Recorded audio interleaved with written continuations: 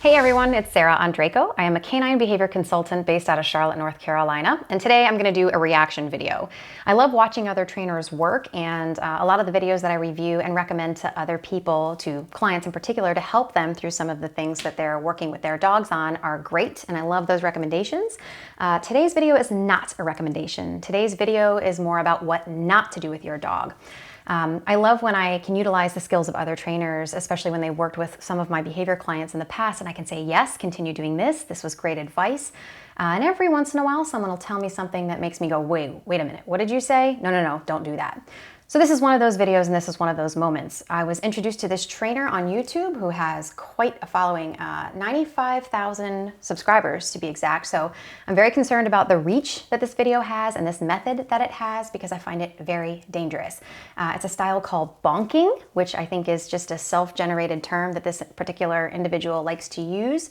But without further ado, let's get right into the video and let's see what this trainer is all about with this method here. Another fantastic bonking video. This is from the Las Vegas, Nevada seminar. This is with one of our wonderful attendees. This is done live in front of everybody. Just remember, when you go to my seminars, you see it all, everything in action. And bonking, if you're not familiar with it, it's using a towel. And it's a great way to stop an unwanted behavior. And you'll see us doing it at the very beginning of the sequence. Just for everybody to let everybody know, you don't bonk when the dog is already reacting. You bonk when the dog is thinking about reacting. How do we know when the dog is thinking about reacting? Number one, we talk to the client. The dog reacts at other dogs. It's dangerous. This woman right here uses a wheelchair or a cane. And anyway, you can't have a Great Pyrenees or any dog lunging at other dogs. The goal is this: we need to stop the unwanted behavior. Obviously, the dog heals great. The dog does wonderful, but there's certain moments when it doesn't. We need to stop those moments. So you're gonna see that dog get bonked, react to it, rebound from it, and then have lots of dogs go by it. We also push dogs past thresholds.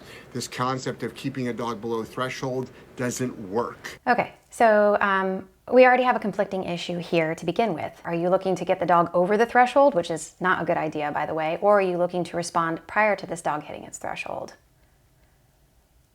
You can't avoid, the world. You have to hit it head on, and we do it directly. So you're going to see some dogs can't handle head on and direct either, especially fearful dogs. If some of you are thinking, going, God, it seemed a little bit too early. The dog wasn't really doing anything. The dog lunges at other dogs. So what you do is you look at the dog, you see the slightest change of behavior that leads up to, you know where it's going. So yeah, leads up to the threshold, not over the threshold. Like, that's not a good idea. Like, I'm going to keep you from going into the bar for now. Eventually, you can go in the bar, but right now, you can't walk into the bar. So watch this, see it, read the narrative, watch what happens. Again, for all the folks out there saying you just suppressed the behavior, of course we did. That's the goal. You suppress the behavior. Okay, suppressing behavior is not the goal. Remedying the behavior is the goal. Making the dog more comfortable in the situation to where they aren't anxious and reactive is the goal. Suppressing behavior is not a good idea, because if you suppress something, it's like a carbonated bottle. You push all this pressure inside, and if it gets shooken up at one point, it's going to explode. So suppression is definitely not what we're looking for here. When you're looking to fix or help or modify a specific behavior, suppressing it means it's going to erupt, and you're going to see that later on. So that's kind of where the smoke and mirrors comes into play with some of these older types of methods, where we're forcing the dog kind of into these positions to where it looks like the dog is responding, but you're actually suppressing behavior, and you're going to see that erupt at a later time.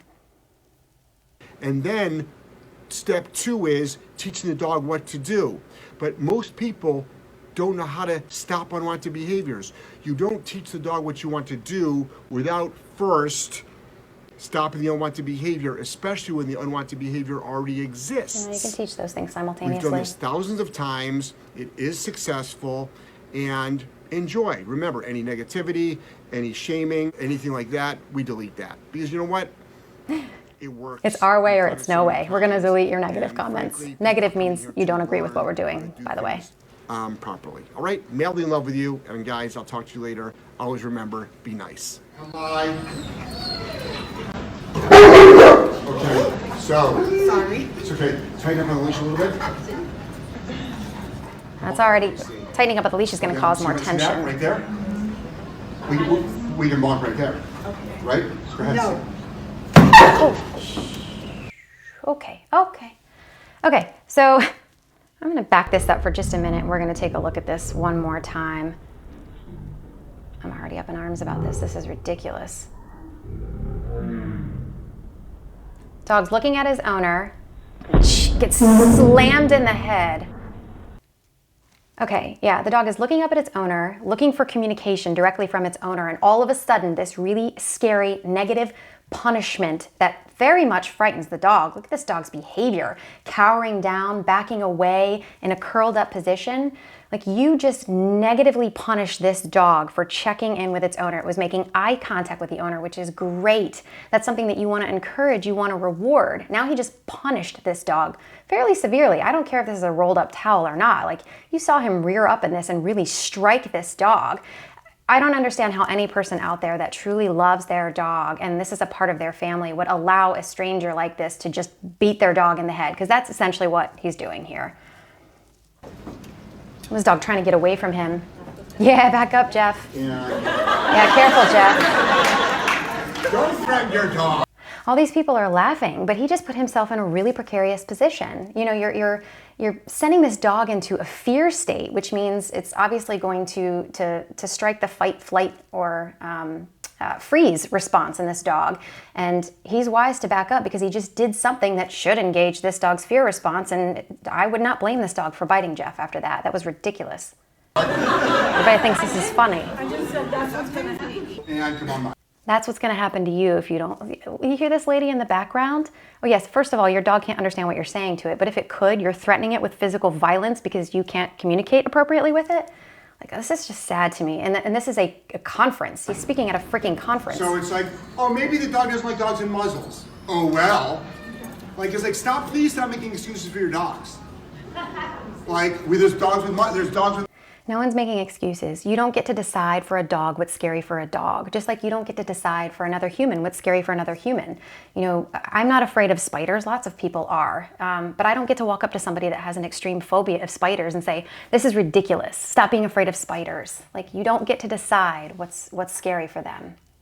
muzzles, and frankly, there should be more dogs out there with muzzles because there's owners out there that won't take their dogs out because they're afraid of their dog biting someone. Muzzle train your dog and bring your dog in public. I totally agree with that. Intent. Definitely agree with that. There should be more dogs wearing muzzles out there. Muzzles are a wonderful, positive tool that you can use for safety, and so I do agree with him on that statement.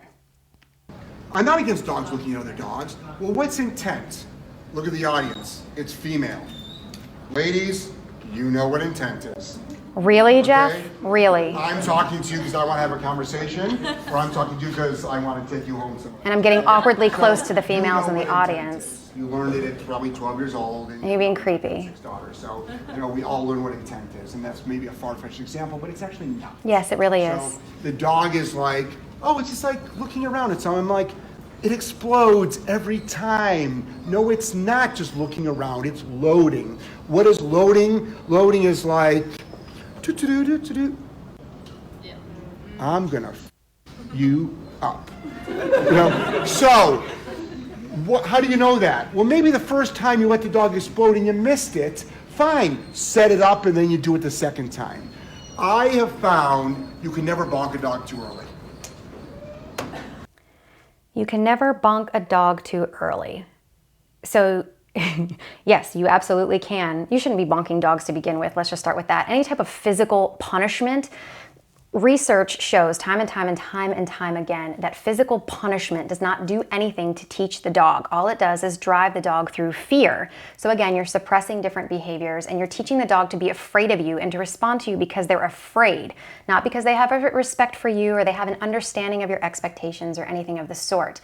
And timing is critical. You absolutely can correct or reward at the wrong time. You have to remember in training that you're building an association. So just like the example with Jeff, when he bonks this dog when it's looking at its owner, that is a very inappropriate time because you want to positively reinforce things very specifically, like checking in with the owner. So I don't agree with anything he's saying really, except for the muzzle comment, but to say that you can do this anytime and you can't do it too soon, you have to remember what you're associating when you reward and when you correct. That's really important. Timing is everything. I just, you know what? You won't bonk a dog too early. Why? Because you're afraid of effing up your dog. Everyone thinks that everybody's like, anybody that bonks their dog, you should be afraid of, as he says, effing up your dog. Do that over 90% of dogs that come to us for like really bad behaviors have never had a shock collar on? So they did a fine job messing up their dog without the shock collar. They didn't need the shock collar to do it. Most people, though, are underwhelming their dogs. All we're trying to really teach is no. There's so much easier ways to teach yes from no than physically interacting with them in a harsh way. About naughty thoughts. So let's walk dogs past, and then we'll move on. So you can see that it appears here that this dog is calm, that, you know, oh, this bonking method has worked, like, oh, this is great, you know, this methodology must work because the dog's not lunging out or reacting. And in reality, unfortunately, it looks that way because the dog's completely confused. It's basically suffering from shock. Like, it has no idea what just happened to it. It doesn't know the next time that a bonk could happen because, again, it was doing something positive and checking in with its owner. So that could happen to it at any given moment again. So it's just kind of in a state of shock and shut down a little bit. So it appears the dog is calm, but that's not really what's going on. All right, so I do find that really disturbing, and when I hear about methods like this, I get even further concerned because, again, a wide audience, and I think what this is a lack of evolving in practice, and I see this a lot, to where you have a dog trainer that's kind of set in their ways, their old school ways. They learned how to do things one way, and they just have never changed their practice or evolved with current knowledge. And it's really important for people, especially in the behavior and training professional world, to do as much continuing education as possible. In fact, if you are certified through any certifying agency or body for dog training or as a behavior professional, you're required to do continuing education. And if you're doing any modern continuing education, it tells us exactly the opposite of what we're seeing here with these these punishment methods. They don't work. They're proven not to work. They're proven to just be fear drivers to suppress behaviors. Again, it's a bunch of smoke and mirrors. It looks like it's working, but you can have a lot of residual problems, much worse problems down the road that lead to different aggressions, and especially lead to problems that,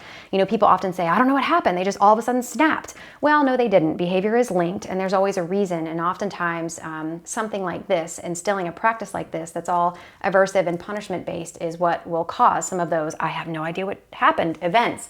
So, you know, if Jeff, I'm sure you'll probably see this, and I'm sure I'll get lots of love from your fans, but it's really important to evolve in your practice. And anybody that's kind of stuck in some of these old methodologies, I just encourage you to kind of broaden your horizons, kind of keep up with some of the modern research and the science that is out there, and what modern trainers and behavior professionals are doing and reading and understanding and experiencing and trying to see what works and what doesn't, and to evolve with that. Get more continuing education under your belt, because you're setting a lot of people up for failure that are watching these videos. This is just not an effective way to do things, especially with more dangerous dogs. So thanks everyone for watching. Please do not, for the love of dog, bonk your dog.